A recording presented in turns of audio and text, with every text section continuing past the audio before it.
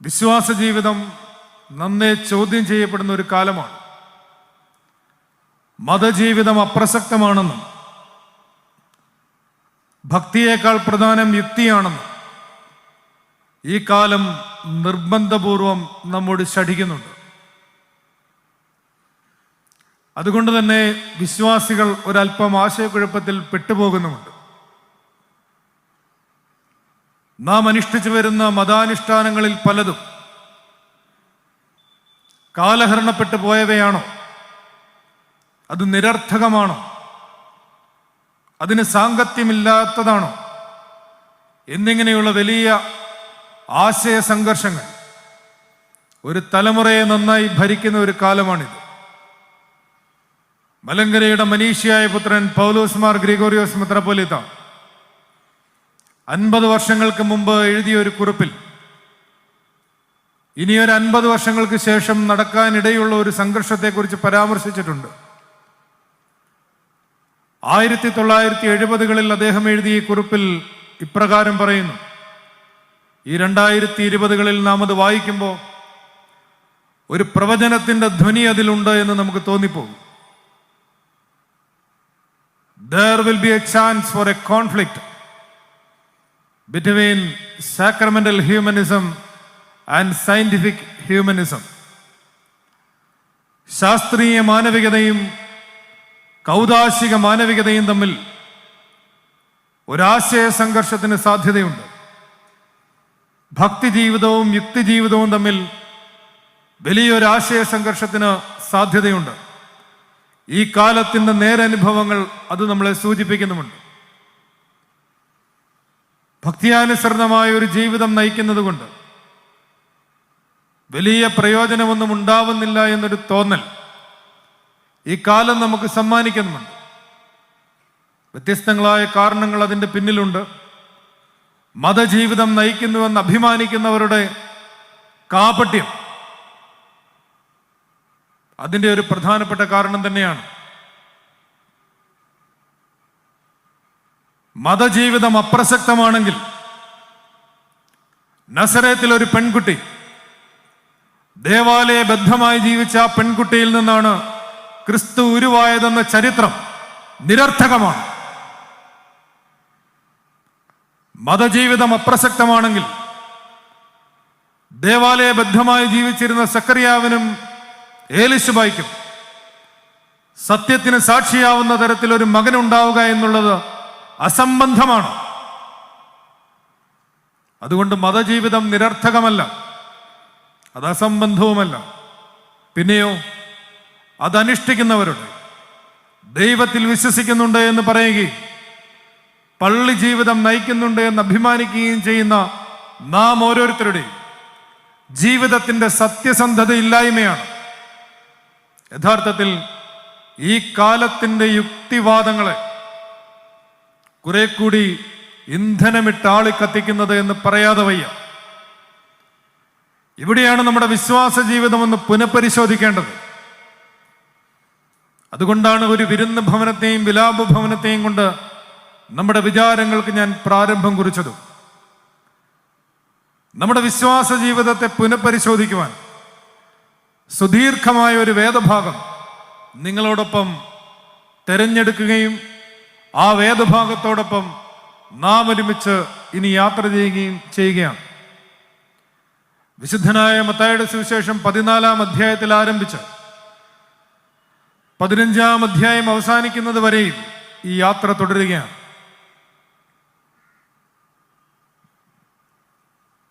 മതജീവിതത്തിൽ ഏറ്റവും പ്രധാനപ്പെട്ട 2 സംഗതികൾ ആരാധനയും വേദപഠനവുമാണ് എന്ന് നമുക്കറിയാം. ഈ 2 സംഗതികളും ആത്യന്തികമായി അഹം തീരലിനാണ് നമ്മെ സഹായിക്കുക. ഞാനെന്ന ഭാവത്തിന്റെ ഇല്ലായ്മയിലേക്ക് നമ്മെ നയിക്കാൻ പോകുന്ന ഉപാധികളായിട്ടാണ് വേദവും പ്രാർത്ഥനാ ജീവിതവും ഒരുപോലെ നാം ഉപയോഗിക്കാൻ ആചാര്യന്മാർ നിഷ്കർഷിച്ചിട്ടുള്ളത്. ഒരു ഉദാഹരണം പറഞ്ഞാൽ, ആരാധനാ ജീവിതം നയിക്കുമ്പോൾ നാം എന്തിനെ ആരാധിക്കുന്നു? ആ ആരാധ്യ വസ്തുവിൻ്റെ സ്വഭാവം നമ്മിൽ പകർത്തി എഴുതുക എന്നുള്ളത് ആരാധനാ ജീവിതത്തിൻ്റെ ആത്യന്തികമായ ഭാഗധേയങ്ങളിൽ ഒന്നായി എല്ലാ മതബോധനങ്ങളും നമ്മളെ പഠിപ്പിക്കുന്നുണ്ട്. നമ്മെ സംബന്ധിച്ചിടത്തോളം പരിശുദ്ധ തൃത്വത്തിലാണ് നാം വിശ്വസിക്കുന്നത്. ക്രിസ്തുവിൻ്റെ മനുഷ്യാവതാരത്തിലൂടെ മനുഷ്യന് വെളിപ്പെട്ട ചരിത്രത്തിലെ ദൈവാനുഭവങ്ങൾക്ക് അവനിട്ട പേരുകൾ മാത്രമാണ് പിതാവ്, പുത്രൻ, പരിശുദ്ധാത്മാവ് എന്ന് നസിയാൻസിലെ വിശുദ്ധനായ ഗ്രിഗറി നമ്മളെ പഠിപ്പിക്കുന്നുണ്ട്. ദൈവം യഥാർത്ഥത്തിൽ അതുക്കും മേലെയാണ്. എന്നാൽ മനുഷ്യന്റെ ബുദ്ധിക്കും മനുഷ്യന്റെ ഭാഷയ്ക്കും അതിൻ്റെ പരിമിതിക്കും ഒത്ത വിധം അവൻ ചരിത്രത്തിൽ അവനുണ്ടായ ക്രിസ്തുവിൽ വെളിപ്പെട്ട ദൈവാനുഭവങ്ങൾക്കിട്ട പേരുകൾ മാത്രമാണ് പിതാവ്, പുത്രൻ, പരിശുദ്ധാത്മാവ്. അങ്ങനെ തന്നെ ഇരിക്കട്ടെ. ആ വിശുദ്ധ തൃത്വവിശ്വാസം അത് ഏറ്റുപറയുന്ന സത്യവിശ്വാസികൾ എന്ത് തരത്തിലുള്ള ഒരു മനോവികാസത്തിലേക്കാണ് പുരോഗമിക്കേണ്ടത്? പരിശുദ്ധ തൃത്വത്തെക്കുറിച്ച് സമീപകാലത്ത് ഇറങ്ങിയിട്ടുള്ള മനോഹരമായ ഒരു വ്യാഖ്യാനമുണ്ട്. റിച്ചാർഡ് റോറിന്റെ the divine dance. The divine dance എന്നാണ് ആ പുസ്തകത്തിന്റെ പേര്. വളരെ രസകരങ്ങളായ, കൗതുകകരങ്ങളായ ഒരുപാട് നിരീക്ഷണങ്ങൾ അതിലുണ്ട്.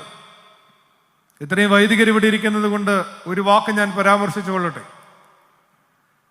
വൈദിക സെമിനാരികളിൽ പരിശുദ്ധ തൃത്വത്തിന്റെ വ്യാകരണം നാം പഠിക്കുമ്പോൾ നമ്മൾ ശ്രദ്ധിച്ചിട്ടുള്ള ഒരു വാക്കുണ്ട്, പെരിക്കൊറേസിസ്. പരിശുദ്ധ തൃത്വത്തിലെ ആളത്വങ്ങളുടെ പാരസ്പര്യത്തെ സൂചിപ്പിക്കുന്ന ഒരു വാക്കാണ്.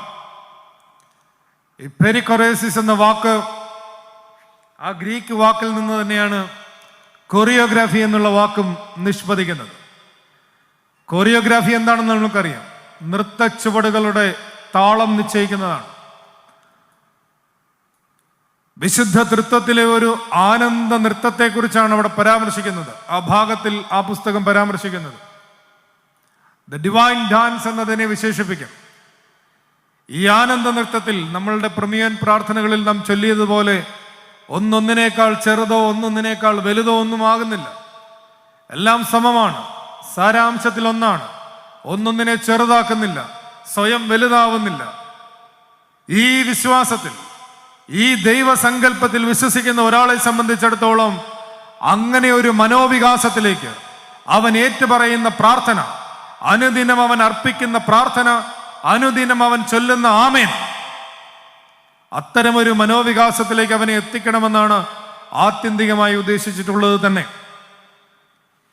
പിതാവാം ദൈവത്തിന്റെ ആളത്വത്തെക്കുറിച്ചും പുത്രൻ തമ്പുരാൻ ദൈവത്തിന്റെ ആളത്വത്തെക്കുറിച്ചും പരിശുദ്ധാത്മാവാം ദൈവത്തിന്റെ ആളത്വത്തെക്കുറിച്ചും നാം ഓരോരുത്തരുടെയും അസ്തിത്വത്തെക്കുറിച്ചുമൊക്കെ പരാമർശിച്ചുകൊണ്ട് ഓരോരോ ഖണ്ഡികകളായി നാം ചൊല്ലുന്ന നമ്മുടെ വിശ്വാസ പ്രമാണം, നാം ഇവിടെ സമ്മേളിച്ചിരിക്കുന്ന, നാം ഒരു സമുദായമായി, നാം ഒരു സഭയായി നമ്മെ നിലനിർത്തുന്ന ആ വിശ്വാസ പ്രമാണത്തിൽ പോലും ഈ ഒരു തൃത്വവിശ്വാസത്തിന്റെ വിശകലനം നമുക്കറിയാവുന്ന ഭാഷയിൽ നമ്മുടെ പിതാക്കന്മാർ രേഖപ്പെടുത്തി വച്ചിരിക്കുന്നതിനെ ഏറ്റുചൊല്ലുമ്പോഴും പ്രാർത്ഥിക്കുമ്പോഴും പിതാവിനും പുത്രനും പരിശുദ്ധ റൂഹായിക്കും സ്തുതി എന്ന് പറഞ്ഞ് ഓരോ കൗമ പ്രാർത്ഥനകൾ ആരംഭിക്കുമ്പോഴും ഈ ഒരു ആനന്ദ നൃത്തത്തിന്റെ ചടുലത, പാരസ്പര്യത്തിന്റെ മനോഹാരിത, അത് നമ്മുടെ ഹൃദയങ്ങളെ വികസിപ്പിക്കുകയും കുറെ കൂടി മനോവിശാലതയോടെ മനുഷ്യരോട് ഇടപെടാൻ, സമൂഹത്തോട് ഇടപെടാൻ,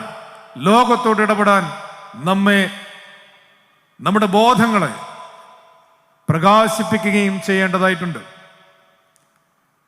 ഇങ്ങനെയാണ് പ്രാർത്ഥന നമ്മുടെ വിശ്വാസ ജീവിതത്തിൽ നമ്മളെ സഹായിക്കുന്നതിൻ്റെ ഒരു ദൃഷ്ടാന്തം. ഇനി വേദപാരായണം എങ്ങനെയാണ് നമ്മളെ സഹായിക്കുക? കാരൻ ആംസ്ട്രോങ്ങിന്റെ മനോഹരമായ ഒരു പുസ്തകമാണ് the lost art of scriptures. വേദപുസ്തകങ്ങളിലെ നഷ്ടപ്പെട്ടു പോയൊരു കലയെക്കുറിച്ച്. വളരെ ബൃഹത്തായി ലോകത്തിന്നയോളം ഉദയം ചെയ്തിട്ടുള്ള എല്ലാ മതങ്ങളുടെയും വേദഗ്രന്ഥങ്ങളെ, അത് രൂപപ്പെടുന്നതിൻ്റെ സാമൂഹിക പശ്ചാത്തലത്തെ മനോഹരമായി അപഗ്രഥിക്കുന്ന ഒരു ഗ്രന്ഥമാണത്. ആ പുസ്തകത്തിൽ പറയും,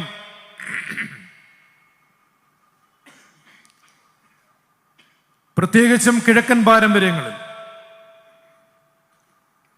വേദഗ്രന്ഥങ്ങളിലൊക്കെ പ്രകൃതി ശക്തികളെക്കുറിച്ചുള്ള പരാമർശമുണ്ട്.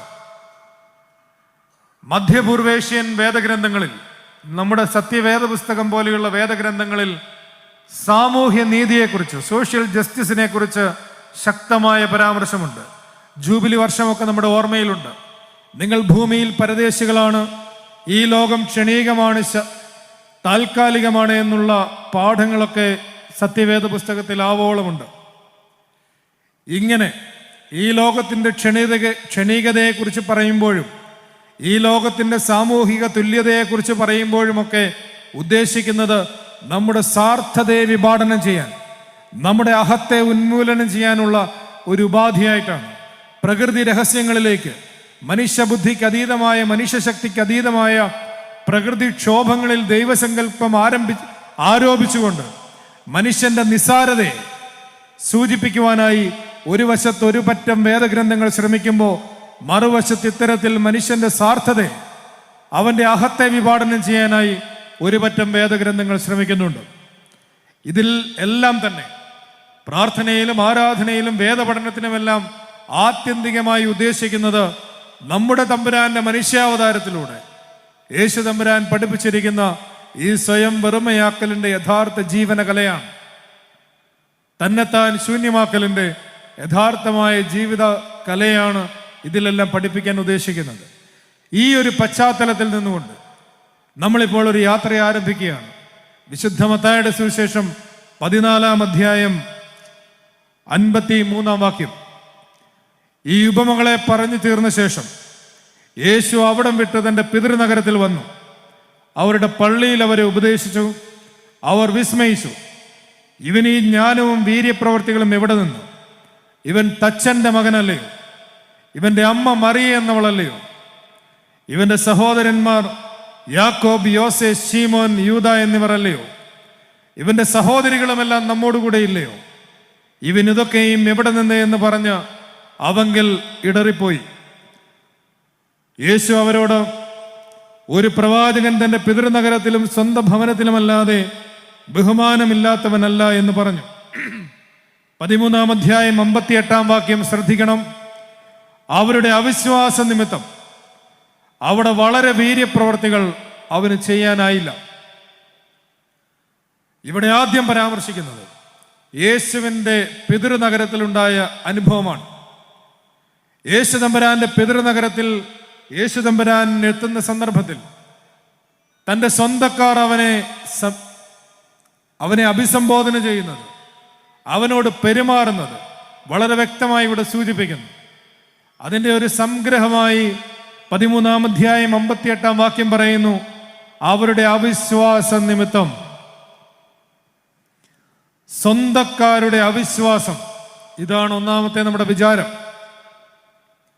ഈ കൂട്ടത്തിൽ നമ്മൾ പെടുന്നുണ്ട് എന്നുള്ളതാണ് നമ്മളെ ഭാരപ്പെടുത്തേണ്ടത്. നമ്മെ സംബന്ധിച്ചിടത്തോളം നാം ഓരോരുത്തരും ക്രിസ്തുവിന്റെ സ്വന്തക്കാരാണ്. പരിശുദ്ധ മാമോദീസ കൂദാശയിൽ നമ്മൾ വായിക്കുന്നുണ്ടല്ലോ, ക്രിസ്തുവിന് സഹോദരനായും സഹോദരിയായും ഇവളെയും ഇവനെയും തെരഞ്ഞെടുത്തിരിക്കുന്നു. പരിശുദ്ധ മാമോദീസായിലൂടെ ക്രിസ്തുവിന്റെ ചാർച്ചക്കാരായി നാം മാറിയിരിക്കുകയാണ്. എന്നാൽ നമ്മുടെ അവിശ്വാസ നിമിത്തം പലപ്പോഴും വീര്യപ്രവർത്തികൾ നമ്മുടെ ജീവിതത്തിൽ സംഭവിക്കുന്നില്ല. എന്തുകൊണ്ടാണ് യേശുവിൻ്റെ സ്വന്തക്കാർ അവിശ്വാസം കാട്ടുന്നത്? പ്രധാനമായും അതിപരിചയത്വം കൊണ്ടാണ്. അവരുടെ വാക്കുകളിൽ തന്നെ അത് പ്രത്യേകം പ്രസ്താവ്യമാണല്ലോ. ഇവൻ ഈ ജ്ഞാനവും വീര്യപ്രവർത്തികളും എവിടെ നിന്ന്? ഇവൻ തച്ചന്റെ മകനല്ലയോ? ഇവന്റെ സഹോദരങ്ങളെ നമുക്കറിയരുതോ? ഇവൻ ഇന്ന ആളുകളുമായിട്ടല്ലേ ബന്ധമുള്ളത്? അതിപരിചയത്വം കൊണ്ട് വല്ലാതെ അവർ ക്രിസ്തുവിനെ ലഘൂകരിക്കുകയാണ്. പൊതുവെ മലയാളികളെ കുറിച്ച് ഒരു ആക്ഷേപം നിലനിൽക്കുന്നത് നിങ്ങൾക്കറിയാം. മലയാളത്തിന്റെ പ്രിയപ്പെട്ട എഴുത്തുകാരൻ സുഭാഷ് ചന്ദ്രൻ മനുഷ്യനൊരാമുഖം എന്ന നോവലിൽ പറയുന്നുണ്ട്, മലയാളിയുടെ സ്ഥായി ഭാവം എന്ന് പറയുന്നത് പരപുച്ഛമാണ്. ഏതൊരു പ്രതിഭയും അംഗീകരിക്കില്ല. ഒരു മനുഷ്യനെയും ബഹുമാനിക്കാൻ അറിയില്ല. ഒരു മനുഷ്യനെയും അംഗീകരിക്കാനോ ആദരിക്കാനോ അറിയില്ല. നിന്ദിക്കാനും അപഹസിക്കാനും ഏറ്റവും നന്നായിട്ട് അറിയുകയും ചെയ്യാം എന്നാണ് അയാൾ പറയുന്നത്. ക്രിസ്തുവിൻ്റെ സ്വന്തക്കാർ അതിപരിചയത്വം കൊണ്ട് അവൻ്റെ മഹിമയെ ലഘൂകരിക്കുന്നു. അവൻ്റെ യാഥാർത്ഥ്യത്തെ അവരുടെ മനോസങ്കുചിതത്വത്തിനനുസരിച്ച് അവർ ഒരു തീരുമാനം എത്തി ഒരു വിലയിട്ട് നിർണയിക്കുകയാണ്. രാമകൃഷ്ണ പരമഹംസരുടെ മനോഹരമായൊരു കഥയുണ്ട്, വളരെ പ്രസിദ്ധമാണ്. ഒരിക്കൽ ഒരു ഗുരു തൻ്റെ ശിഷ്യനെ ഒരു വൈരക്കല്ലുമായി പട്ടണത്തിലേക്ക് വിട്ട കഥയാണ്. നിങ്ങളിൽ പലരും കേട്ടിട്ടുണ്ടാവണം, ഇല്ലെങ്കിൽ നിശ്ചയമായും കേൾക്കണം. ഈ കാലത്ത് ഗുരു അവനോട് പറയുന്ന, അവൻ്റെ പഠനത്തിൻ്റെ ഭാഗമായിട്ടാണ് അവനെ വിടുന്നത്. അവനോട് പറഞ്ഞു വിട്ടുകൊടുക്കുന്നത്, ഈ കല്ലുമായി നീ ആദ്യം പോകേണ്ടത് ഒരു പച്ചക്കറി കച്ചവടക്കാരൻ്റെ അടുത്ത്, രണ്ടാമത് പോകേണ്ടത് ഒരു പലചരക്ക് വ്യാപാരിയുടെ അടുത്ത്, ഏറ്റവും ഒടുവിൽ മാത്രം നീ ഒരു വജ്ര വ്യാപാരിയുടെ അടുത്ത് പോകണം. നമുക്കറിയാവുന്നതുപോലെ ഇവൻ ആദ്യം പോകുന്നത് പച്ചക്കറി വ്യാപാരിയുടെ അടുത്ത്. അയാൾ ഈ കല്ലൊക്കെ നോക്കി, നല്ല തിളക്കമൊക്കെ ഉണ്ട്. ഒരു 100 രൂപ തരാം എന്ന് ഇയാൾ പറയുന്നു. അയാൾ അതിനൊരു വിലയിട്ടു. അവൻ അവിടെ നിന്ന് മടങ്ങി അടുത്തയാളുടെ അടുത്ത് പോകുന്നു. അവിടെ എത്തിയപ്പോൾ അയാൾ നോക്കിയപ്പോൾ തൻ്റെ കടയുടെ ആ ബോർഡിനോട് ചേർത്ത് വേണം ഈ കല്ല് വെച്ചാൽ കുറച്ചുകൂടി ആകർഷണീയതയുണ്ടല്ലോ എന്ന് വിചാരിച്ച് അയാൾ ഒരു 200 രൂപ വില പറഞ്ഞു. അവൻ അവിടെ നിന്നും പോകുന്നു. അവനൊരു വജ്ര വ്യാപാരിയുടെ അടുത്ത് ചെല്ലുന്നു. അയാൾക്ക് ഇതിൻ്റെ യഥാർത്ഥ മൂല്യം അറിയാം. ആ കല്ല് കാണുമ്പോൾ അയാൾക്കറിയാം എന്താണ് അതിൻ്റെ മൂല്യമെന്ന്. അയാളൊരു വില പറയുന്നു. അവൻ മടങ്ങി തിരിച്ച് ഗുരുവിൻ്റെ അടുത്ത് വരുന്നു. ഇത്രയേ ഉള്ളൂ കഥ. ഇത് നമ്മുടെ ജീവിതവുമായി ഒന്ന് ബന്ധിപ്പിച്ച് നോക്കണം. നമ്മൾ പലപ്പോഴും നമ്മുടെ ജീവിതത്തെ മറ്റുള്ളവർക്ക് വിലയിടാൻ അവസരം കൊടുക്കുന്നവരാണ്. മറ്റുള്ളവരുടെ അസൂയ കൊണ്ട്, മറ്റുള്ളവരുടെ സങ്കുചിതത്വം കൊണ്ട് അവരിടുന്ന വിലയാണ് നമ്മുടേതെന്ന് ചിലപ്പോൾ നമ്മൾ തെറ്റിദ്ധരിച്ചു പോകും. ഈ കമന്റുകളുടെയും ലൈക്കുകളുടെയും ഡിസ്ലൈക്കുകളുടെയും കാലത്ത് ഒരു മനുഷ്യനെ കൊല്ലേണ്ടതിന് അവനെ എത്രമാത്രം ആക്ഷേപിക്കാമെന്ന് ഗവേഷണം നടത്തുന്ന ഒരു കാലമാണിത്. ഈ കാലത്ത് നിശ്ചയമായും ഈ വാക്യം നമ്മളെ ഓർമ്മിപ്പിക്കുന്നത് സ്വന്തം പട്ടണത്തിലെത്തുന്ന യേശുവിനെ അതിപരിചയത്വം കൊണ്ടും മുൻവിധി കൊണ്ടും എത്രമേൽ അവർ ലഘൂകരിക്കാൻ ശ്രമിക്കുന്നു. യേശുവിൻ്റെ സ്വന്തക്കാരുടെ പക്ഷത്താണോ നാം നിൽക്കുന്നത്? വിശുദ്ധ കുർബാന അർപ്പിക്കുന്ന ഞങ്ങളെ സംബന്ധിച്ച് ചിലപ്പോഴെങ്കിലും ഞങ്ങൾ വീണുപോകാൻ സാധ്യതയുള്ള വലിയൊരു പാതകമുണ്ട്. വിശുദ്ധ കുർബാന നിരന്തരം അർപ്പിക്കുന്നത് കൊണ്ട്, അതിപരിചയത്വം കൊണ്ട് വിശുദ്ധ കുർബാനയിൽ ഒരു ലാഘവത്വം, ഒരു യാന്ത്രികത ചിലപ്പോൾ ഞങ്ങളിൽ കടന്നു വന്നേക്കാം. അതിനൊരു സാധ്യതയുണ്ട്. നിരന്തരമായി പള്ളി ആരാധനകളിൽ സംബന്ധിക്കുന്ന നിങ്ങളെ സംബന്ധിച്ച് വിശുദ്ധ കുർബാന അനുഭവത്തിന് ശരിയായ മനസ്സൊരുക്കമില്ലാതെ ചിലപ്പോൾ അതിപരിചയത്വം കൊണ്ട് ഒരു ലാഘവത്വം സംഭവിച്ചേക്കാം. ഇങ്ങനെ ക്രിസ്തുവിനെ സ്വീകരിക്കുന്ന സാഹചര്യങ്ങളിൽ, ക്രിസ്തുവിനെ ആഘോഷിക്കുന്ന സാഹചര്യങ്ങളിൽ അതിപരിചയത്വം കൊണ്ട് ഇന്നും നമ്മളെ സംബന്ധിച്ചും ഇതേ വീഴ്ച സംഭവിക്കുന്നുണ്ട്. അതുകൊണ്ടാണ് ക്രിസ്തുവിൻ്റെ സ്വന്തക്കാരുടെ പക്ഷത്ത് വിശ്വാസ ജീവിതത്തിൻ്റെ യാത്രയിൽ നമ്മൾ നിൽപ്പുണ്ട്. ക്രിസ്തുവിൻ്റെ സ്വന്തക്കാരെ സംബന്ധിച്ച് അവർക്കുള്ള വിശേഷണം അവരുടെ അവിശ്വാസ നിമിത്തം അവന് അവിടെ അധികം വീര്യപ്രവർത്തികൾ ചെയ്യാൻ സാധിച്ചില്ല എന്നാണ്. തൊട്ടു പിന്നാലെ 14-ാം അധ്യായം ആരംഭിക്കുന്നത് ഹേരോദാവിനെ കുറിച്ചും യോഹന്നാനെ കുറിച്ചും പറഞ്ഞുകൊണ്ടാണ്. യോഹന്നാൻ സ്നാപകന്റെ ശിരച്ഛേദത്തെക്കുറിച്ച് ആദ്യത്തെ 12 വാക്യങ്ങളിൽ പറയുന്നു. യേശു തമ്പുരാൻ ഈ വൃത്താന്തം അറിയുന്നു. അവിടം വിട്ട് പടകിൽ കയറി നിർജ്ജനമായ ഒരു സ്ഥലത്തേക്ക് വേറിട്ട് വാങ്ങിപ്പോയി. പുരുഷാരം അത് കേട്ട് പട്ടണങ്ങളിൽ നിന്ന് കാൽനടയായി അവന്റെ പിന്നാലെ ചെന്നു. അവൻ വന്ന് വലിയ പുരുഷാരത്തെ കണ്ട് അവരിൽ മനസ്സലിഞ്ഞ് അവരുടെ രോഗികളെ സൗഖ്യമാക്കി. ശ്രദ്ധിക്കണം. സ്വന്തക്കാരുടെ അവിശ്വാസ നിമിത്തം അവൻ അവിടെ വീര്യപ്രവർത്തികൾ ചെയ്യാൻ സാധ്യമായില്ല എന്ന് പറഞ്ഞതിൻ്റെ തൊട്ടു പിന്നാലെ വിശുദ്ധനായ മത്തായി ശ്ലീഹ ഇവിടെ കരുതിക്കൂട്ടി തയ്യാറാക്കുന്ന ഒരു പ്ലോട്ട് എന്ന തന്നെ നമുക്ക് പറയേണ്ടി വരും. അവനൊരു വിജന സ്ഥലത്തേക്ക് പോകുന്നു. അവിടെ അനേകായിരങ്ങൾ അവനെ കേട്ട്, അവൻ അവിടെ എത്തിയെന്ന് കേട്ട് അവൻ്റെ സമീപം എത്തുന്നു. അവൻ അവരിൽ മനസ്സലിഞ്ഞ് അവരുടെ രോഗികളെ സൗഖ്യമാക്കുന്നു. സ്വന്തക്കാരുടെ അവിശ്വാസം, വിജാതീയരുടെ വിശ്വാസം. തുടർന്നുള്ള കഥയും നമുക്കറിയാം. സന്ധ്യയായി, ഇവർക്ക് ഭക്ഷണം കൊടുക്കണ്ടേ? യേശു ചോദിക്കുന്നുണ്ട്. അവർ പോകുവാൻ ആവശ്യമില്ല, നിങ്ങൾ അവർക്ക് ഭക്ഷണം കൊടുക്കുക. അവർ 5 അപ്പവും 2 മീനുമൊക്കെ കൊണ്ടുവരുന്നു. യേശു തമ്പുരാൻ പുരുഷാരത്തോട് പുല്ലിന്മേലിരിപ്പാൻ കൽപ്പിച്ചു. ശ്രദ്ധിക്കണം, ഞാൻ ഈ വാക്യങ്ങൾ ഇങ്ങനെ വായിക്കുന്നത്, ആ വാക്യങ്ങളുടെ ഒരു ഭംഗി നമ്മുടെ ഹൃദയത്തിൽ ഒന്ന് തറക്കേണ്ടതിന് കൂടിയാണ്. ഒരു കാരണം. മറ്റൊന്ന്, പൊതുവെ എന്നെക്കുറിച്ചൊരു ആക്ഷേപം വേദപുസ്തകം കുറച്ചാണ് പറയുന്നതെന്നായിരുന്നു.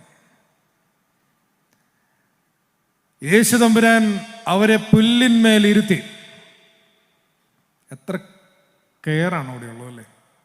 ആ പുരുഷാരത്തെ വളരെ സ്നേഹപൂർവ്വം കരുതിക്കൊണ്ട് അവർക്ക് ഭക്ഷണം കഴിക്കാൻ സൗകര്യപ്രദമായൊരു സ്ഥലത്തിരുത്തി 5 അപ്പവും 2 മീനും എടുത്ത് സ്വർഗത്തേക്ക് നോക്കി വാഴ്ത്തി അപ്പം നുറുക്കി ശിഷ്യന്മാരുടെ പക്കലും ശിഷ്യന്മാർ പുരുഷാരത്തിനും കൊടുത്തു. തൻ്റെ മനുഷ്യാവതാര ജീവിതത്തിൻ്റെ എല്ലാ പ്രധാനപ്പെട്ട സന്ദർഭങ്ങളിലും സ്വർഗത്തേക്ക് നോക്കി അവനൊരു അനുവാദം വാങ്ങിക്കുന്ന പതിവുണ്ട്. ആ പതിവ് എവിടെയും തെറ്റുന്നില്ല. എല്ലാവരും തിന്ന് തൃപ്തരായി ശേഷിച്ച കഷ്ണം 12 കുട്ട നിറച്ചെടുത്തു. തിന്നവരോ സ്ത്രീകളെയും പൈതങ്ങളെയും കൂടാതെ ഏകദേശം 5000 പുരുഷന്മാരായിരുന്നു. ഈ ഒരു മഹാത്ഭുതം നടത്തിയതിനു ശേഷം തൊട്ടു പിന്നാലെ പറയുന്നു, യേശു ഉടനെ താൻ പുരുഷാരത്തെ പറഞ്ഞയക്കുന്നതിനിടയിൽ ശിഷ്യന്മാർ പടകിൽ കയറി തനിക്ക് മുമ്പായി അക്കരയ്ക്ക് പോകുവാൻ അവരെ നിർബന്ധിച്ചു. ഉടനെ, അപ്പൊ തന്നെ പറയാം, നിർബന്ധിച്ചു. ഈ വാക്കുകളൊക്കെ ശ്രദ്ധാപൂർവം നമ്മൾ ധ്യാനിക്കുമ്പോൾ ഈ മഹാത്ഭുതത്തിന് ശേഷം ഉടനെ അവൻ പ്രാർത്ഥിപ്പാൻ തനിയെ മലയിലേക്ക് കയറിപ്പോവുകയാണ്. അതാണ് അവന്റെ ധൃതിയുടെ കാരണം. ശിഷ്യന്മാര് പടക് കരവിട്ട് പല നാഴിക ദൂരത്തായി. കാറ്റ് പ്രതികൂലമാകൊണ്ട് തിരകളാൽ വലഞ്ഞിരുന്നു. രാത്രിയിലെ 4-ാം യാമത്തിൽ അവൻ കടൽമേൽ നടന്നവരുടെ അടുക്കൽ വന്നു. അവൻ കടൽമേൽ നടക്കുന്നത് കണ്ടിട്ട് ശിഷ്യന്മാർ ഭ്രമിച്ചു. അതൊരു ഭൂതമെന്ന് പറഞ്ഞ് പേടിച്ച് നിലവിളിച്ചു. യേശു അവരോട്, ധൈര്യപ്പെടുവീൻ, ഞാനാകുന്നു, പേടിക്കേണ്ട എന്ന് പറഞ്ഞു. അതിന് പത്രോസ്, കർത്താവേ, നീ ആകുന്നുവെങ്കിൽ ഞാൻ വെള്ളത്തിന്മേൽ നിന്റെ അടുക്ക വരേണ്ടതിന് കൽപ്പിക്കണമെന്ന് പറഞ്ഞു. വരിക, അവൻ പറഞ്ഞു. പത്രോസ് പടകിൽ നിന്നിറങ്ങി യേശുവിൻ്റെ അടുക്കൽ ചെല്ലുവാൻ വെള്ളത്തിന്മേൽ നടന്നു. എന്നാൽ അവൻ കാറ്റ് കണ്ട് പേടിച്ച് മുങ്ങിത്തുടങ്ങുകയാൽ, കർത്താവേ, എന്നെ രക്ഷിക്കണമേ എന്ന് നിലവിളിച്ചു. യേശു ഉടനെ കൈ നീട്ടി അവനെ പിടിച്ചു. അല്പവിശ്വാസി, നീ എന്തിന് സംശയിച്ചു? സ്വന്തക്കാർക്കുള്ള വിശേഷണം അവിശ്വാസി എന്നാണ്.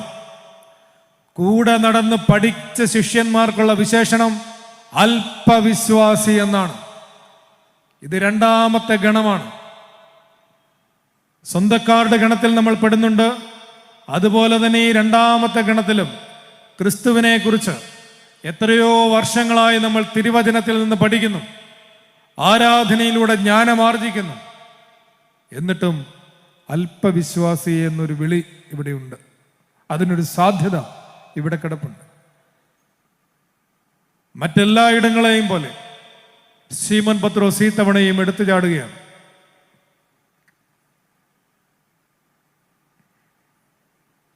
ശീമോൻ പത്രോസ് വെള്ളത്തിന്മേൽ നടക്കണമെന്ന് ആഗ്രഹം ക്രിസ്തുവിനോട് പ്രകടിപ്പിക്കുന്നു. നീ വരിക എന്ന് ക്രിസ്തു പറയുന്നു.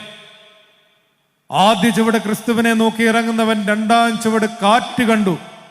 അവൻ മുങ്ങിത്താണു തുടങ്ങി. പരിഹാരം നോക്കി ഇറങ്ങിയവൻ പ്രശ്നത്തെ നോക്കിയപ്പോൾ മുങ്ങിത്താണു തുടങ്ങി. ഈ ഒരൊറ്റ സംഭവത്തെ പുരസ്കരിച്ച് മനോഹരമായൊരു പുസ്തകമുണ്ട്. If you want to walk on water, you have to get out from your boat. If you want to walk on water, you have to get out from your boat. നിനക്ക് പടകിൽ നിന്നിറങ്ങി നിനക്ക് വെള്ളത്തിന്മീതെ നടക്കണമെന്നുണ്ടെങ്കിൽ നീ പടകിൽ നിന്ന് ഇറങ്ങണം. നിന്റെ കംഫോർട്ട് സോണിൽ നിന്ന്, നിന്റെ സുരക്ഷിത സ്ഥലികളിൽ നിന്ന് നീ പുറത്തേക്ക് ഇറങ്ങണം. ആ പുസ്തകം ഉന്നയിക്കുന്ന വളരെ പ്രസക്തമായ ഒരു ചോദ്യമുണ്ട്.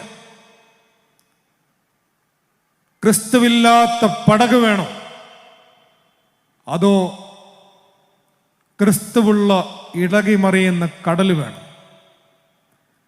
ജീവിതത്തിൽ ഇങ്ങനെ ഒരു ചോദ്യമുണ്ട്. ക്രിസ്തുവില്ലാത്ത നമ്മുടെ സുരക്ഷിത സ്ഥലികൾ മതിയോ നമുക്ക്,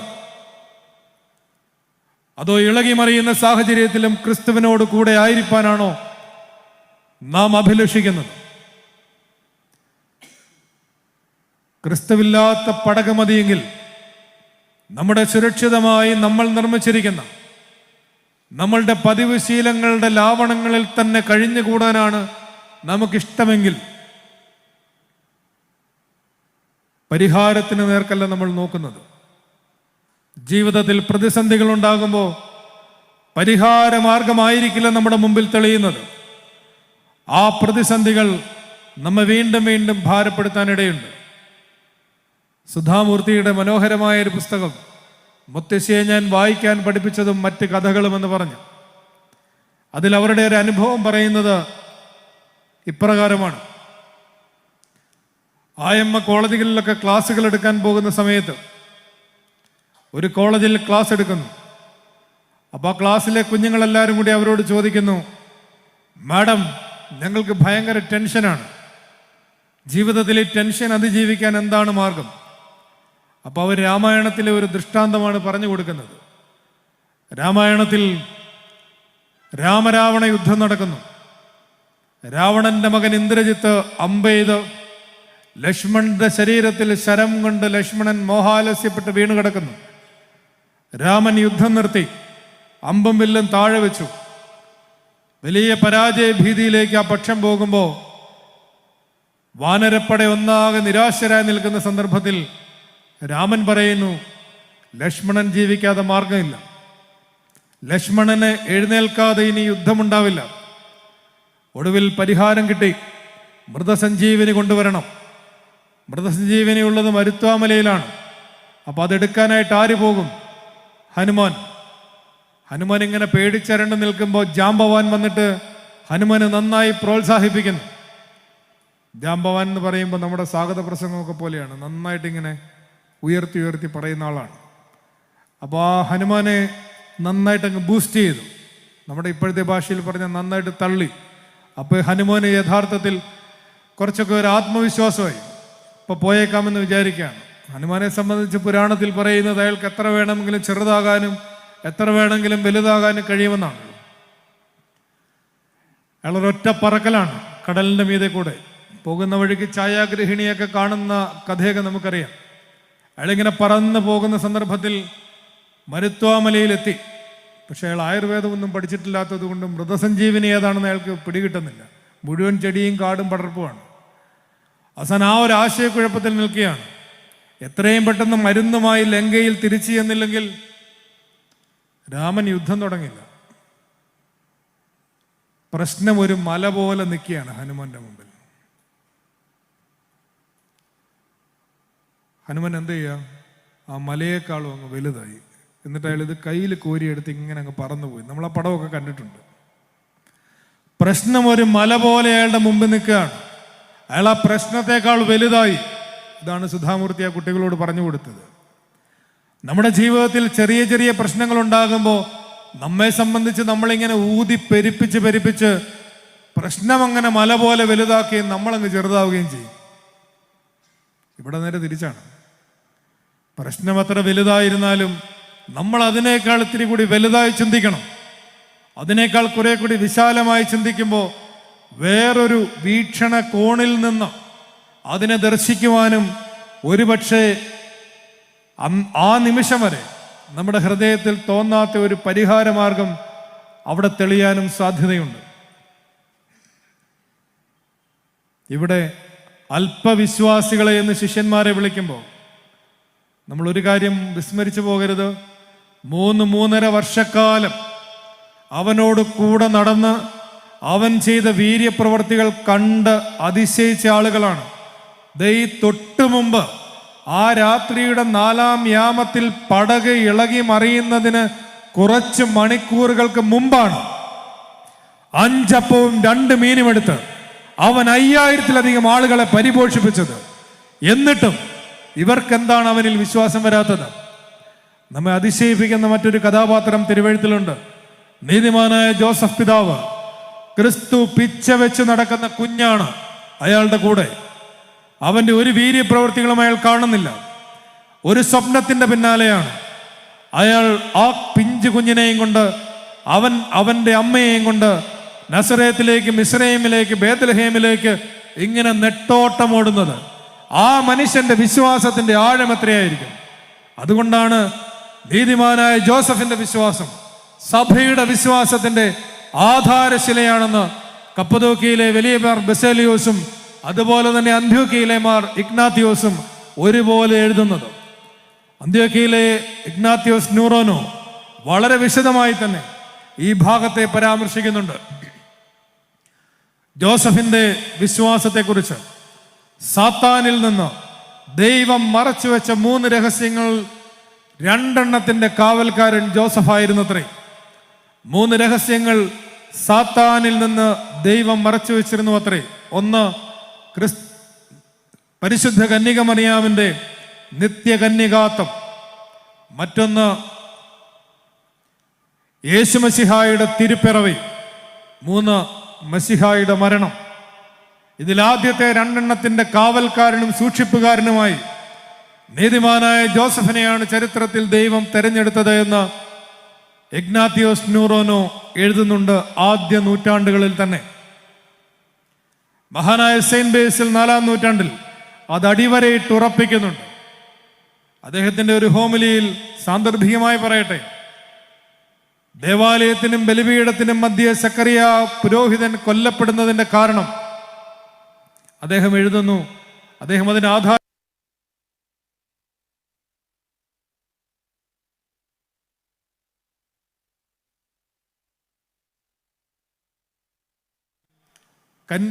ഗർഭവതിയായതിനു ശേഷവും അവളെ ദേവാലയത്തിൽ കന്യകമാർ നിൽക്കുന്ന ഭാഗത്ത് തന്നെ നിർത്തിയത് കൊണ്ടാണ് ആ പുരോഹിതൻ കൊല്ലപ്പെട്ടതെന്ന് സെയിന്റ് ബേസിൽ എഴുതുന്നുണ്ട്.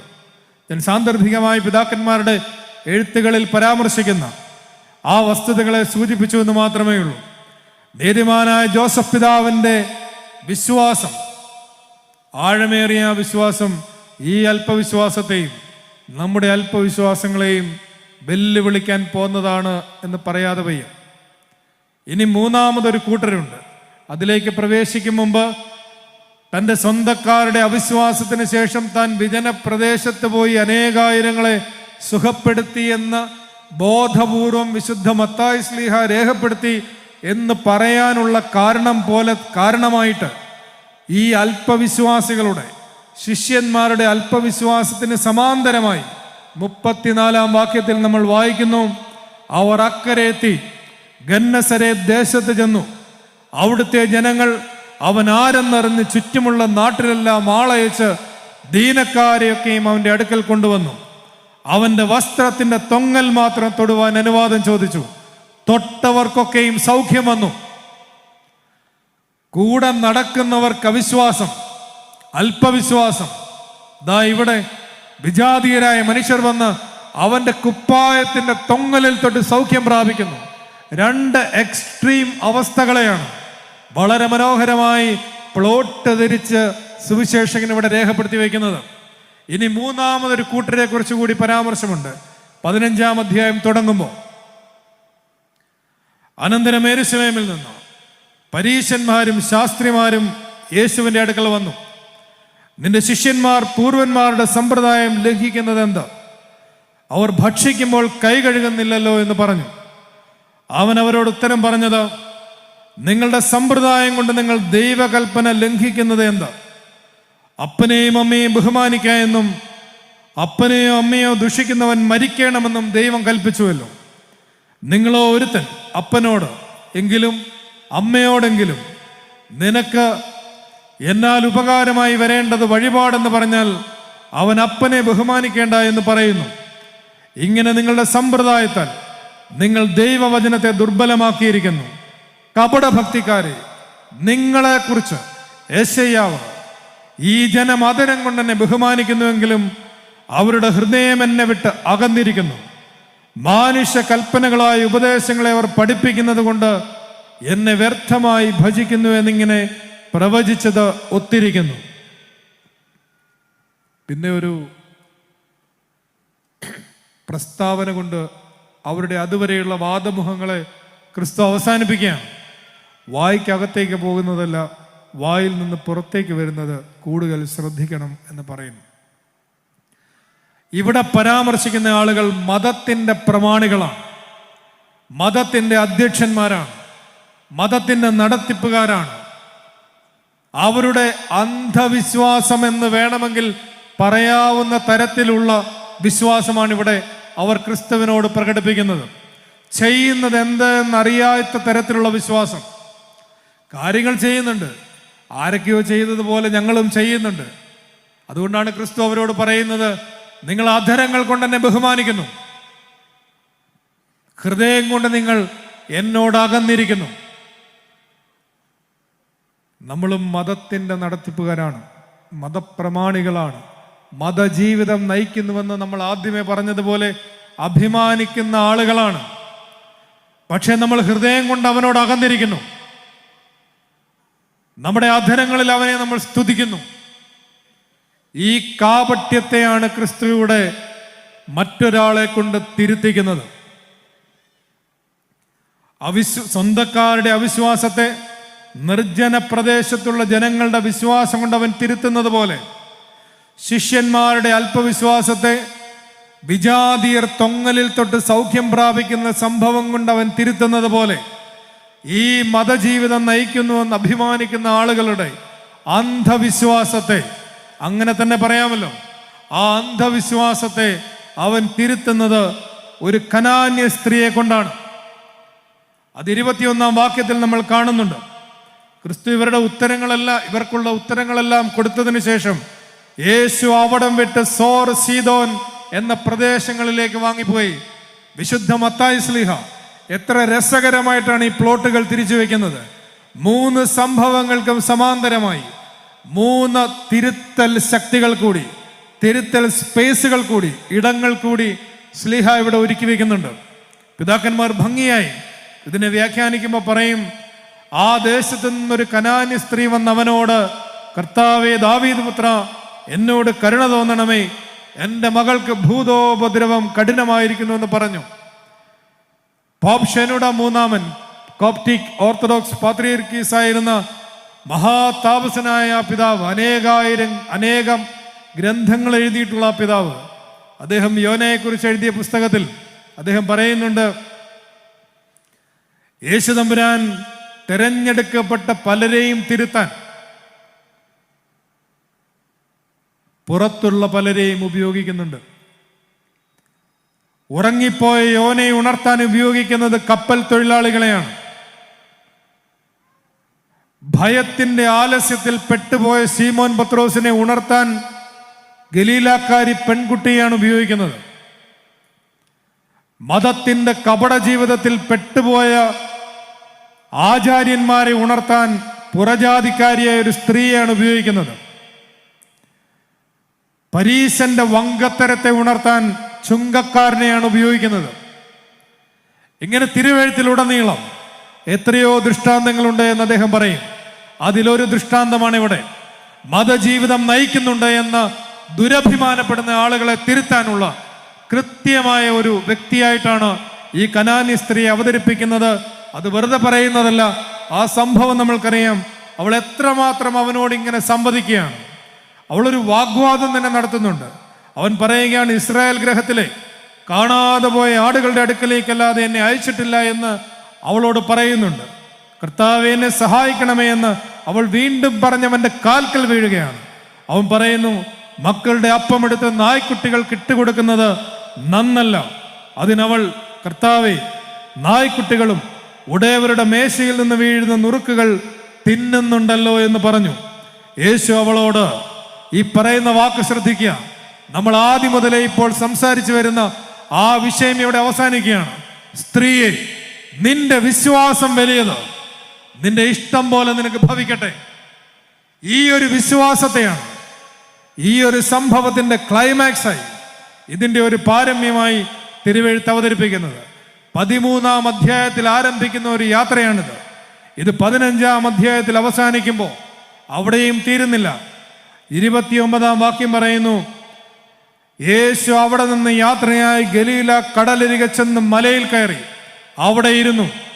വളരെ പുരുഷാരം, മുടന്തർ, കുരുടർ, ഊമർ, കൂനർ മുതലായ പലരെയും അവന്റെ അടുക്കൽ കൊണ്ടുവന്ന് അവന്റെ കാൽക്കൽ വെച്ചു. അവൻ അവരെ സൗഖ്യമാക്കി. ഊമർ സംസാരിക്കുന്നതും കൂനർ സൗഖ്യമാകുന്നതും മുടന്തർ നടക്കുന്നതും കുരുടർ കാണുന്നതും പുരുഷാരം കണ്ടിട്ട് ആശ്ചര്യപ്പെട്ടു. ഇസ്രായേലിന്റെ ദൈവത്തെ മഹത്വപ്പെടുത്തി. 3 തരത്തിലുള്ള വിശ്വാസം നമ്മൾ ഇവിടെ കണ്ടു. ഈ 3 കൂട്ടത്തിലും നമ്മൾ പെടുന്നുണ്ട് എന്ന് നമ്മൾ പറഞ്ഞു. സ്വന്തക്കാരുടെ അവിശ്വാസം, അതുകൊണ്ട് അധികം വീര്യപ്രവർത്തികൾ അവനവിടെ ചെയ്യാൻ പറ്റുന്നില്ല. കൂടെ നടന്ന് പഠിക്കുന്നവരുടെ അല്പവിശ്വാസം, അതുകൊണ്ട് തന്നെ പ്രതിസന്ധികൾ വരുമ്പോൾ അവർ സ്വയം താഴ്ന്ന് മുങ്ങിപ്പോകുന്നു. മത ജീവിതം നയിക്കുന്നുവെന്ന് പറയുന്ന ആളുകളുടെ കാപട്യം, അതിനെയാണ് ഒരു പുറജാതിക്കാരി സ്ത്രീയുടെ വിശ്വാസം എത്രയോ വലിയത് എന്ന് പറഞ്ഞ് അവൻ നമ്മളെ ഉൾപ്പെടെ തിരുത്തുന്നത് ഈ കാലത്തും ഈ നിമിഷവും. ഇനി ഒരു കാര്യം കൂടി പറഞ്ഞ് നമ്മുടെ പ്രഭാഷണം അവസാനിപ്പിക്കാം. 50 മിനിറ്റുകളായി. ഈ 3 പ്രധാനപ്പെട്ട വിശ്വാസ തലങ്ങളുടെയും സമാന്തരമായി ഒരു നിർജ്ജന പ്രദേശം, അതുപോലെ തന്നെ അക്കരയ്ക്ക് പോയി മലയിൽ പ്രാർത്ഥിപ്പാൻ പോയി, അതുപോലെ തന്നെ വീണ്ടും ഒരു സ്ഥലം പറയുന്നു, അവൻ ഗലീല കടലരികെ ചെന്ന് മലയിൽ കയറി അവിടെ ഇരുന്നു. മരുഭൂമി, മല, ഏകാന്തതയുടെ അപാര തീരങ്ങൾ എന്തിനാണ്? നമ്മുടെ വിശ്വാസ ജീവിതത്തിന്റെ അവിശ്വാസത്തെയും അല്പവിശ്വാസത്തെയും അന്ധവിശ്വാസത്തെയും തിരുത്താൻ ഈ മൗനത്തിന്റെ ഇടങ്ങളല്ലാതെ മറ്റൊരു മാർഗമില്ല എന്ന് ഈ സുവിശേഷാഖ്യാനം നമ്മളെ പഠിപ്പിക്കും. എന്തുകൊണ്ടാണ് പിതാക്കന്മാരും പ്രവാചകന്മാരും മലകളിലും മരുഭൂമികളിലും താമസിക്കുന്നുവെന്ന് തിരുവെഴുത്ത് പറയുന്നത്? ഏലിയാ പ്രവാചകനെ തിരക്കി കട്ടിലിൽ കൊട്ടാരത്തിന്റെ കിളിവാതിൽ നിന്ന് താഴെ വീണ രാജാവിന്റെ നടുവൊടിഞ്ഞു കിടക്കുമ്പോൾ അയാൾ ദൂതന്മാരെ അയക്കുമ്പോൾ അവർ അന്വേഷിച്ച് ചെല്ലുന്നത് ഏലിയാവിനെ മലമുകളിലാണ്. ശൂന്യകാരി സ്ത്രീ അവളുടെ പൈതലിന്റെ മരണവൃത്താന്തം അറിയിക്കാൻ ഏലീശ പ്രവാചകനെ അന്വേഷിച്ച് ചെല്ലുന്നത് ഒരു മലയുടെ മുകളിലാണ്. പ്രവാചകന്മാരിൽ അവസാനത്തവൻ സ്നാപക യോഹന്നാൻ തന്നെത്താൻ വെളിപ്പെടുത്തുന്നത് വരെ അവൻ മരുഭൂമിയിലാണ്, വിജനതയിലാണ്. ഇങ്ങനെ ഏകാന്തതയുടെ മൗന മണിക്കൂറുകളിലേക്ക് ഇവർ പ്രവേശിക്കുകയും പിന്നീട് വളരെ അപൂർവമായി ചില കാര്യങ്ങൾക്ക് വേണ്ടി മാത്രം ജനസമൂഹത്തിന്റെ മുമ്പിലേക്ക് ഇറങ്ങി വരികയും ചെയ്യുന്നുവെന്ന് തിരുവെഴുത്തിൽ നാം കാണുന്നുണ്ട്. 3 കാര്യങ്ങൾക്ക് മാത്രമാണ് ഈ മൗനവാത്മീകങ്ങളിൽ കുടിയിരിക്കുന്ന ഈ മഹാമുനികളായ മനുഷ്യരൊക്കെ പുറത്തേക്ക് ഇറങ്ങി വന്നിട്ടുള്ളൂ എന്ന് ചരിത്രത്തിലുണ്ട്. 1, preaching the word of God, ദൈവത്തിന്റെ വാക്ക് സംസാരിക്കാൻ, സത്യം സംസാരിക്കാൻ. 2, for feeding the people. and 3, for healing the people. സത്യം പറയാൻ, സൗഖ്യം പകരാൻ, അന്നം നൽകാൻ. ഈ 3 കാര്യങ്ങൾക്കാണ് ഇവർ ചരിത്രത്തിൽ പുറത്തേക്ക് ഇറങ്ങുന്നത്. നമുക്കത് കൃത്യമായ തെളിവുകളുണ്ട്. പ്രവാചകന്മാർ നടക്കുന്ന വഴികളിൽ കലശത്തിൽ എണ്ണ കുറയുന്നില്ല, കലത്തിലെ മാവ് കുറയുന്നില്ല, അശുദ്ധമായ ജലാശയം ശുദ്ധമാകുന്നു, യവത്തപ്പം അനേകായിരം പേർക്ക് പ്രയോജനപ്പെടുന്നു.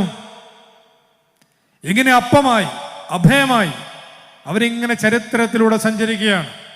അതുപോലെ അവർ സംസാരിക്കുന്നത് സത്യം മാത്രമാണ്. അവർ നടക്കുന്ന വഴികളിൽ മരിച്ചുപോയവർ ജീവിക്കുന്നുണ്ട്. അവർ നടക്കുന്ന വഴികളിൽ കുഷ്ഠം മാറുന്നുണ്ട്. ഒരുപക്ഷെ പിൽക്കാലത്ത് യേശു തമ്പുരാൻ കൈസറിയ ഫിലിപ്പിയിലേക്ക് യാത്ര പോകുന്ന സമയത്ത് തൻ്റെ 12 ശിഷ്യന്മാരുമായി കുറേ ദൂരം മുന്നോട്ട് പോകുന്നു.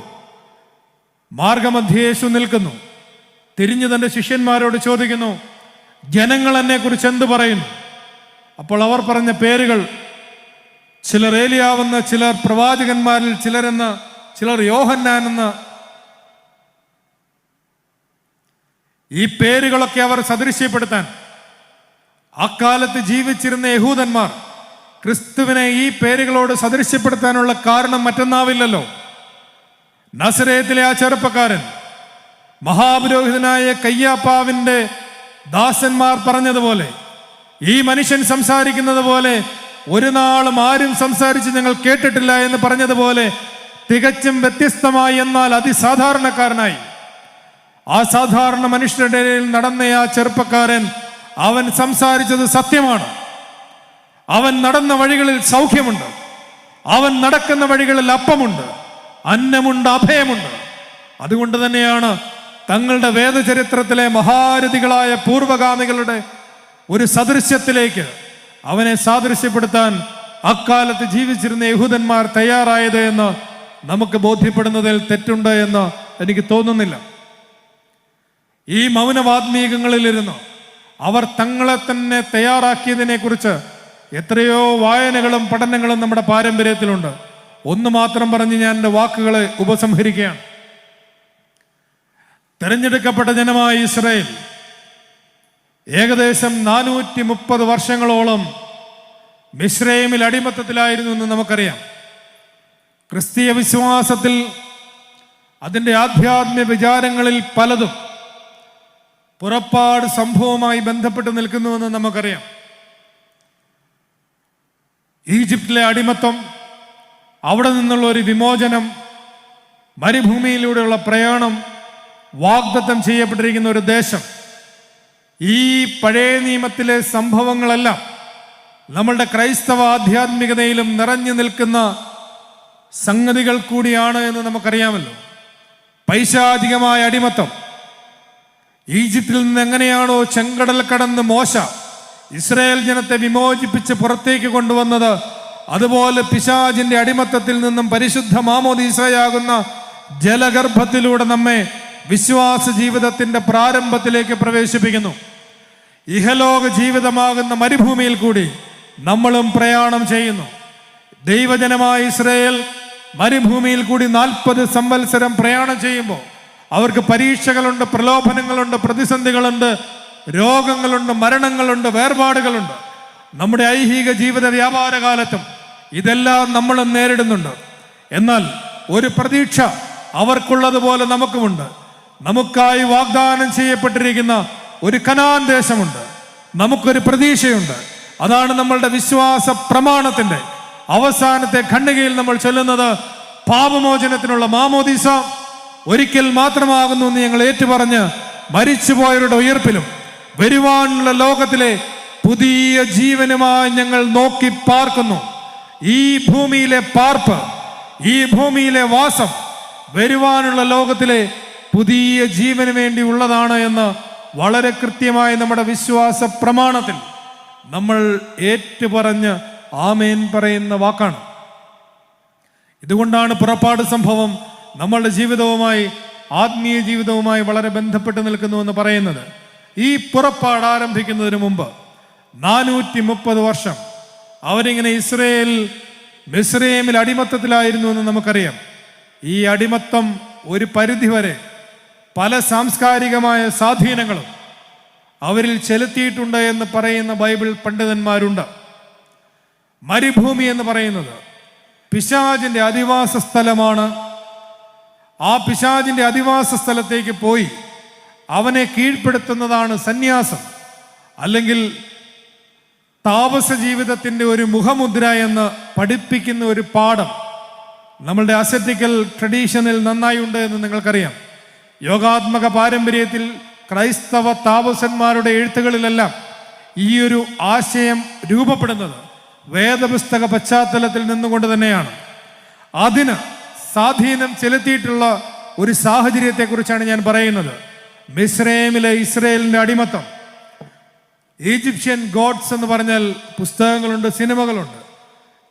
അതിൽ നമ്മൾ കണ്ടുമുട്ടുന്ന നമുക്ക് പരിചയമുള്ള ചില പേരുകളുണ്ട് ഈജിപ്തിലെ ദൈവങ്ങളെക്കുറിച്ച്.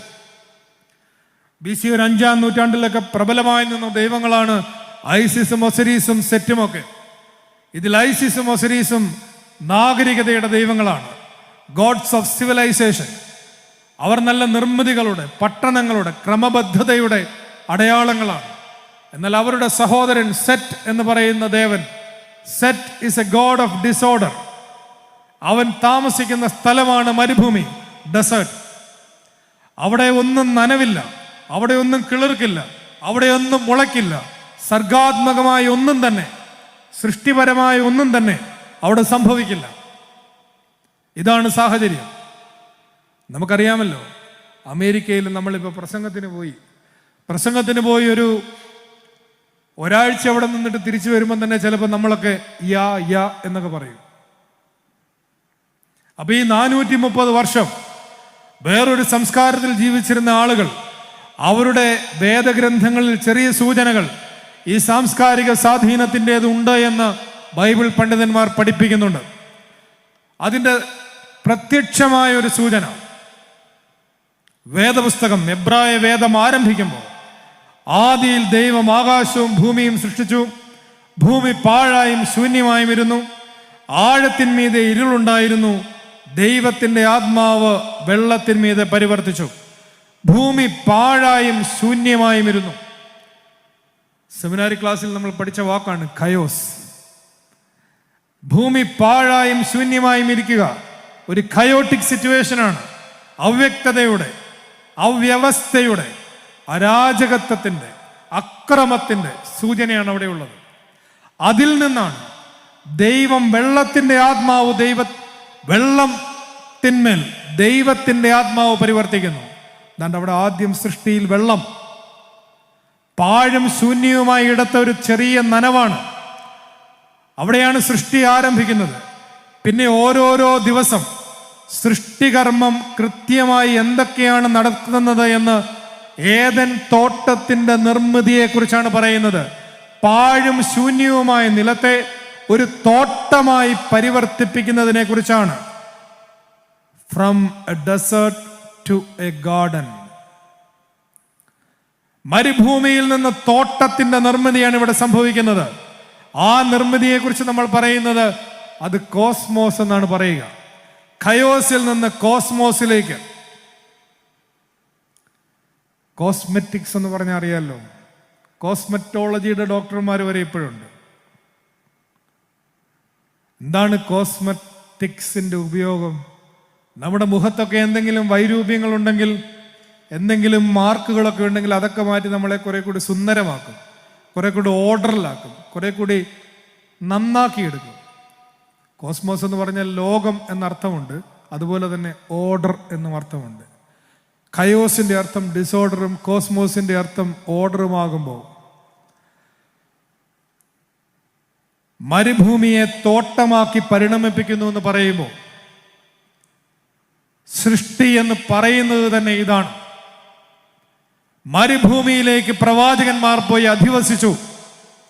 ഇസ്രായേലിനെ മുഴുവൻ 6 ദിവസം നടക്കേണ്ട യാത്രയ്ക്ക് പകരം 40 സംവത്സരം അവരെ നടത്തി മരുഭൂമിയിലൂടെ എന്ന് പറയുമ്പോൾ അത് ശിക്ഷണത്തിന്റെ കാലമാണ്, അത് രൂപപ്പെടലിന്റെ, ഫോർമേഷന്റെ കാലമാണെന്ന് എബ്രായ ലേഖനത്തിൽ നമ്മൾ വായിക്കുന്നുണ്ടല്ലോ. അപ്പോസ്തലൻ അത് വ്യക്തമായി പറയുന്നുണ്ട്. ഇങ്ങനെ മരുഭൂമി എന്ന് പറയുന്നത്, ഏകാന്തതയുടെ ഇടങ്ങൾ എന്ന് പറയുന്നത് ഒരു സ്വയം സജ്ജമാകലിന്റെ, സ്വയം രൂപീകരണത്തിന്റെ, സ്വയം തിരിച്ചറിയലിന്റെ ഒരു സ്പേസാണ്. അവിടെ കുറെ കൂടി സൃഷ്ടിപരമായ ഒരു കർമ്മമാണ് നടക്കുക. ഇത് സ്നാനമേറ്റ ഏതൊരുവന്റെ ജീവിതത്തിലും ഉണ്ട്. യേശു തമ്പുരാൻ യോഹന്നാൻ സ്നാപകനാൽ സ്നാനമേറ്റ ശേഷം ആത്മാവ് അവനെ മരുഭൂമിയിലേക്ക് നയിച്ചു. മരുഭൂമിയിൽ വെച്ച് പിശാച് അവനെ പരീക്ഷിച്ചു. അതിനുശേഷമാണ് അവൻ തൻ്റെ പരസ്യ ശുശ്രൂഷ ആരംഭിക്കുന്നത്. ഇതേതൊരു മനുഷ്യപുത്രന്റെയും ജീവിതത്തിന്റെ യാഥാർത്ഥ്യമാണ്. പലപ്പോഴും നമ്മൾ വിസ്മരിക്കുന്നുണ്ട് ഈ അൺസീൻ വാർഫെയറിനെ കുറിച്ച്, ഈ അദൃശ്യ പോരാട്ടത്തിലെ കുറിച്ച്. പൗരസ്ത്യ ആധ്യാത്മികതയിൽ ഏറ്റവും ഗൗരവതരമായി അധ്യാത്മ ജീവിതം നയിക്കുന്ന ആളുകൾ ശ്രദ്ധിക്കേണ്ടത് എന്ന് നിരന്തരം ഓർമ്മിപ്പിക്കുന്ന വാക്കാണ് ഈ അൺസീൻ വാർഫെയർ, അദൃശ്യ പോരാട്ടം. നമുക്ക് പോരാട്ടമുള്ളത് വാഴ്ചകളോടും അധികാരങ്ങളോടുമല്ല, പിന്നെയോ അന്ധകാര ലോകത്തിന്റെ സേനാധിപതികളോടാണ്. ഈ പോരാട്ടം മറന്ന്, ഇമേജ് ഓഫ് ഗോഡിനെ മറന്ന്, ഇമേജ് ഓഫ് ദ വേൾഡിന് വേണ്ടി മാത്രം പോരാടുന്നവരായി നാം പരിണമിച്ച കാലത്താണ് നമ്മുടെ സഭയ്ക്ക് ബലം കുറയുന്നത്, നമ്മുടെ സഭാജീവിതം കാപട്യമുള്ളതാവുന്നത്, നമ്മുടെ മതജീവിതം അന്തസാര ശൂന്യമാകുന്നത്. തിരിച്ചു പിടിക്കണം. നമുക്ക് പോരാട്ടമുള്ളത് അന്ധകാര ലോകത്തിന്റെ സേനാധിപതികളോടാണ്. ആ പോരാട്ടത്തിൽ നമ്മുടെ ആയുധങ്ങൾ നോമ്പാണ്, ഉപവാസമാണ്, സത്യ അനുതാപമാണ്, കുമ്പിട്ടുള്ള നമസ്കാരങ്ങളാണ്. ഈ ആധ്യാത്മിക അനുഷ്ഠാനങ്ങളൊന്നും കാലഹരണപ്പെട്ടതല്ല. ഈ ആധ്യാത്മിക അനുഷ്ഠാനങ്ങളൊന്നും അപ്രസക്തമല്ല. ഞാൻ ആദ്യമേ പറഞ്ഞ ഒരു വാക്കൊന്നുകൂടി ആവർത്തിച്ചു കൊള്ളട്ടെ. മതജീവിതം അപ്രസക്തമാണെങ്കിൽ, ദേവാലയബദ്ധമായ ജീവിതം സാങ്കത്യമില്ലാത്തതാണെങ്കിൽ, പരിശുദ്ധ കന്യകമറിയാം അമ്മയുടെ ജീവിതം നിരർത്ഥകമല്ലേ? അവളിൽ നിന്നാണ് ക്രിസ്തു ജനിക്കുന്നത്. ഈ ജീവിതം ക്രിസ്തുവിന്റെ പിറവിക്ക് സാധ്യതയുള്ളതാണ്. പ്രിയമുള്ളവരെ, ഞാൻ എൻ്റെ വാക്കുകൾ ഉപസംഹരിക്കുകയാണ്. വിശ്വാസ ജീവിതം എന്ന് പറയുന്നത് വിരുന്ന് ഭവനത്തിൽ ആരംഭിച്ച് വിലാപ ഭവനത്തിലെത്തിയാണ് നമ്മൾ തുടങ്ങിയത്. അത്ഭുതമല്ല വിശ്വാസത്തിന്റെ ആധാരം, പിന്നെയോ വിശ്വാസമാണ് മറ്റുള്ളവരെ അതിശയിപ്പിക്കുന്ന ജീവിതത്തിന്റെ ആധാരം. അതിൻ്റെ പരമദൃഷ്ടാന്തമായ ഒരു വാക്യമുണ്ട് തിരുവെഴുത്തിൽ. മഹാനായ പൗലോസ് അപ്പോസ്തലൻ പറയുന്നത് പോലെ, ജീവിതത്തിൽ ഏതെല്ലാം അനുഭവങ്ങൾ വന്നാലും, സുഖം വന്നാലും ദുഃഖം വന്നാലും, ഹർഷം വന്നാലും വിഷാദം വന്നാലും, ശത്രു വന്നാലും മിത്രം വന്നാലും, സ്ഥിതപ്രജ്ഞനായി നിൽക്കുന്നവനെ പോലെ മഹാനായ പൗലോസ് പറയുന്നു, കഷ്ടത വന്നാലും സങ്കടം വന്നാലും നഗ്നത വന്നാലും പട്ടിണി വന്നാലും ആപത്ത് വന്നാലും വാള് വന്നാലും, ഇപ്പോഴുള്ളതോ വരുവാനുള്ളതോ ഉയരത്തിലുള്ളതോ ആഴത്തിലുള്ളതോ മറ്റ് യാതൊരു സൃഷ്ടിക്കോ ക്രിസ്തുവേശുവിലുള്ള വിശ്വാസത്തിൽ നിന്ന് എന്നെ വേർപിരിപ്പാൻ കഴിയുകയില്ല എന്ന് ഞാൻ ഉറച്ചിരിക്കുന്നു. ഇതാണ് വിശ്വാസം. ഇതാണ് വിശ്വാസ ജീവിതം നൽകുന്ന ജീവിതത്തിന്റെ മാഹാത്മ്യം, അതിശയം, അത്ഭുതകരമായ ഭാവം. ഇതാണ് ഓരോ വിശ്വാസിയും നമ്മുടെ ജീവിതത്തിൽ നേടിയെടുക്കേണ്ടത്. നാം അവന്റെ സ്വന്തക്കാരാണ്. നമ്മുടെ അവിശ്വാസം മാറ്റണം. നാം അവന്റെ കൂടെ നടന്ന് പഠിക്കുന്നവരാണ്. നമ്മുടെ അല്പവിശ്വാസം മാറ്റണം. നാം മതജീവിതം നയിക്കുന്നുവെന്ന് അഭിമാനിക്കുന്നവരാണ്. നമ്മുടെ അന്ധവിശ്വാസങ്ങളെ, ഹൃദയം കൊണ്ട് അവനോട് അകന്നിരിക്കുന്ന നമ്മുടെ കാപട്യത്തെ ദൂരീകരിക്കണം. ഇതാവണം നമ്മുടെ വിശ്വാസ ജീവിതത്തിന് മാതൃകയായിരിക്കേണ്ട ഒരു പശ്ചാത്തലം. അതിന് നമ്മളെ രൂപപ്പെടുത്താൻ നമ്മളെ സഹായിക്കുന്നത് നമ്മുടെ മൗനത്തിൻ്റെ ഇടവേളകളാണ്.